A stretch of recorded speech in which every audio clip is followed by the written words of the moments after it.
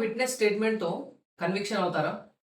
అలా అనుకుంటే simple and straight answer వచ్చేసి యెస్. ఆ ఛాన్సెస్ అయితే ఉన్నాయి.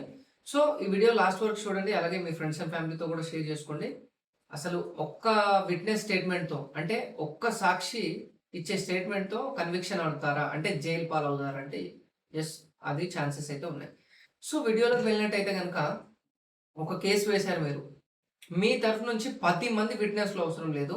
అక్కడ రియల్‌గా ఉన్న లైవ్ విట్‌నెస్ ఒక్క ఐ విట్‌నెస్ ఉన్నా దాన్ని కోర్టయితే క్రెడిబిలిటీ చెక్ చేసి ఖచ్చితంగా ఆ విట్‌నెస్‌ని కన్సిడర్ అయితే చేస్తుంది. అంటే ఆ సాక్షి చెప్పేది నిజమా? అబద్ధమా? అక్కడ ఉన్నాడా? అని ఎగ్జామినేషన్ చేయడం, క్రాస్ ఎగ్జామినేషన్ చేయడం, ఆయన్ని మళ్ళీ మళ్ళీ క్వెషన్స్ అవి దాన్ని డిఫరెంట్ విధాలుగా అడగడం, కంప్లీట్‌గా చెక్ చేసి ఆ విట్‌నెస్ ఎంతవరకు నిజం చెప్తున్నాడు అనే ఒక కన్‌క్లూజన్‌కొచ్చిన తర్వాతయితే 100% ఆ ఒక్క విట్‌నెస్ సరిపోతుంది కన్విక్షన్ కోసం. కన్విక్షన్ కోసమైనా గాని, అక్విటల్ కోసమైనా సరే ఆ ఒక్క విట్‌నెస్సే సరిపోతుంది. 40, 50 మంది ఇప్పుడు ఎఫ్ఐఆర్ ఫైల్ చేసేప్పుడు, చార్జ్ షీట్ ఫైల్ చేసేప్పుడు పోలీసులు ఒక 20, 30 ఇలా విట్‌నెస్‌లయితే పెడుతుంటారు.